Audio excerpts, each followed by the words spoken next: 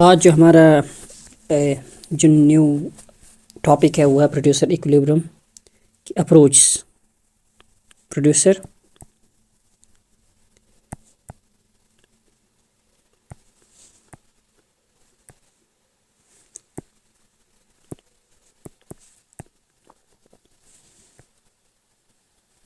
Approach, ठीक। इसमें दो अप्रोच निकलती है। नंबर वन है total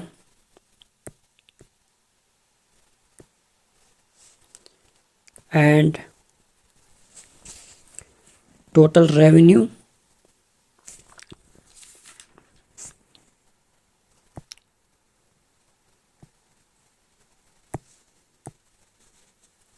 total revenue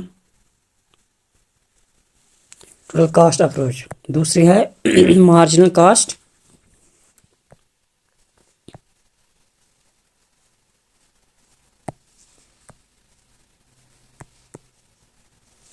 and marginal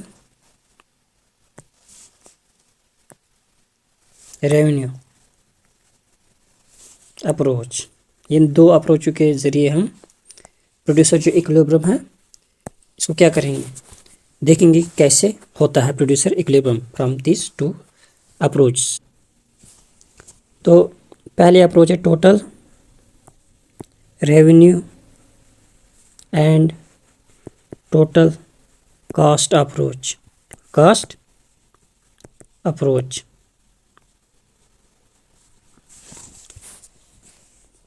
ये पाई है, इसको हम प्रॉफिट बोलते हैं।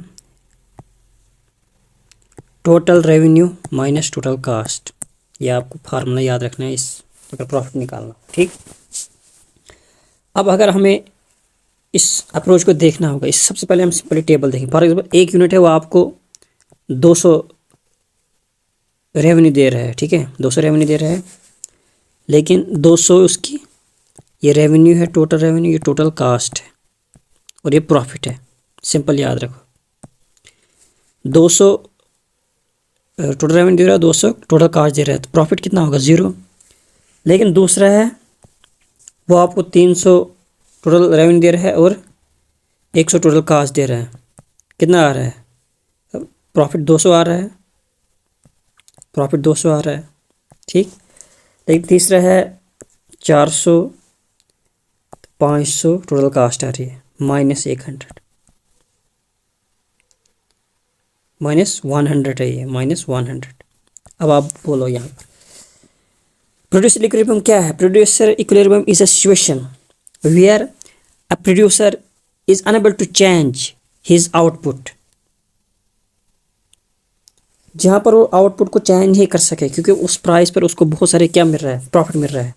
फॉर एग्जाम्पल देखो यहाँ पर तो ये 0 प्रॉफिट है, यहाँ पर भी ये यहाँ पर 0 प्रॉफिट है, यहाँ पर नहीं ले सकता है, यहाँ पर माइनस में, यहाँ पर भी, यहाँ पर जो है दूसरा यूनिट है ये इसको क्या दे रहा है, इसको तो प्रॉफिट दे रहा है। यहाँ पर ये प्रोड्यूसर इक्विलिब्रियम है। अगर इसी को हम अब डायग्राम के जरिए पढ़ेंगे तो कैसे होगा। सबसे पहले ये डायग्राम है इसका, इस साइड हम कास्ट, इस साइड हम कास्ट रेवेन्यू,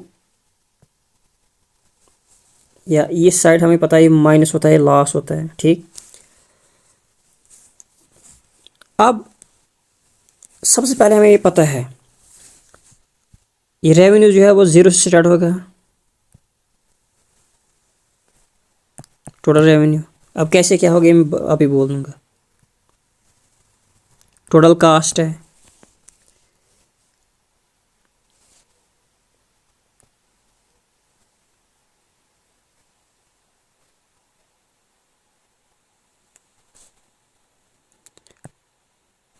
टोटल प्रोडक्ट है, ठीक। अच्छी तरह आप समझना देखो तो E1 ये है ब्रेक इवन पॉइंट। सिंपल आपने याद रखना है E और E1 ये ब्रेक इवन पॉइंट है। अब ब्रेक इवन पॉइंट क्या होता है, ब्रेक इवन पॉइंट क्या होता है यह आपने समझना है। सबसे पहले no profit, no profit no loss. क्यों हो रहा है? देखो यहाँ पर क्या है, यहाँ पर total revenue total cast equal है, यहाँ पर भी total revenue total cast equal है। इट मीन्स यहाँ पर प्रॉफिट न लॉस हो रहा है, तो इसलिए हम इसको क्या बोलेंगे, ब्रेक इवन पॉइंट। ठीक। अब देखो इनिशियल में क्या होता है, टोटल प्रोडक्ट जो है वो लॉस में है। क्यों है लॉस में? क्यों? देखो जब स्टार्टिंग में कोई चीज़ हम बना रहे होते हैं उस वक्त जो हमारे पास बिजली भी देनी पड़ती है, इलेक्ट्रिसिटी भी देनी पड़ती है, फिक्स मशीन भी लानी पड़ती है, लेकिन इसके बावजूद जो प्रोडक्शन है वो नहीं हो रही होती। क्यों? क्योंकि स्टार्टिंग में हम जो बिज़नेस खोलते हैं तो हमें ये चीज़ें लानी पड़ती है, इसमें बहुत खर्चा हो जाता है, लेकिन हम प्रोडक्शन नहीं कर रहे होते उस वक्त। इसीलिए जो टोटल कास्ट जो टोटल कास्ट की जो कर्व हुई ऊपर से स्टार्ट हुई है, न कि ज़ीरो से। तो इसीलिए उस वक्त जब टोटल कास्ट हम लगा रहे थे लेकिन उस वक्त रेवेन्यू कुछ नहीं था, इसलिए रेवेन्यू उस वक्त क्या था, ज़ीरो था, है ना। टोटल प्रोडक्ट जो था उस वक्त अभी क्या लॉस में था, अभी बन नहीं रहा था। जब रेवेन्यू नहीं आ रहा था तो it means total product loss में था।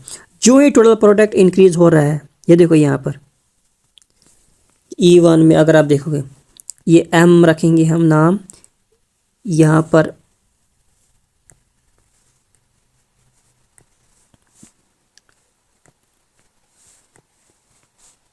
M1 M2, तो M पर आप देखो, M पर क्या है, M पर न जो ब्रेक इवन पॉइंट है, न प्रॉफिट एंड लॉस है। यहाँ से ऊपर जो है टोटल प्रोडक्ट जब इंक्रीज होता है, यहाँ पर देखो अब फ़ायदा हो रहा है किसको, प्रोड्यूसर को। और एक वक्त आता है M पर, देखो यहाँ पर मैक्सिमम डिस्टेंस है between total cast and total revenue. जो इस टोटल रेवेन्यू टोटल कास्ट के अप्रोच के मुताबिक जहाँ पर भी डिस्टेंस बिटवीन मैक्सिमम होगा किसके दरमियान, टोटल कास्ट और टोटल रेवेन्यू के दरमियान, वहाँ पर क्या होगा, प्रोड्यूसर इक्विलिब्रियम होगा। यहाँ पर सबसे ज़्यादा फ़ायदा यहाँ पर होता है, देखो यहाँ पर सबसे ज़्यादा फ़ायदा होता है। इसके बाद जो टोटल प्रोडक्ट है वो डिक्रीज़ होता है और जो कास्ट है वो अब क्या हो रही है, इंक्रीज़ हो रही है। इसमें टोटल जब कास्ट फैक्टर्स ऑफ प्रोडक्शन पर हम ज़्यादा देंगे तो हमारे पास रेवेन्यू कम आएगा, तो हम क्यों करेंगे, इसका मतलब टोटल प्रोडक्शन जो है वो डिक्रीज़ होगी फिर। तो ये है क्या, एट M2 में टोटल प्रोडक्ट डिक्लाइन होता है, नेगेटिव में हो जाता है, और टोटल रेवेन्यू डिक्रीज़ होता है और टोटल कास्ट इंक्रीज़ होती है। तो ये है अप्रोच किसके बारे में, जो टोटल रेवेन्यू टोटल कास्ट की अप्रोच ये है बोलती है। ठीक।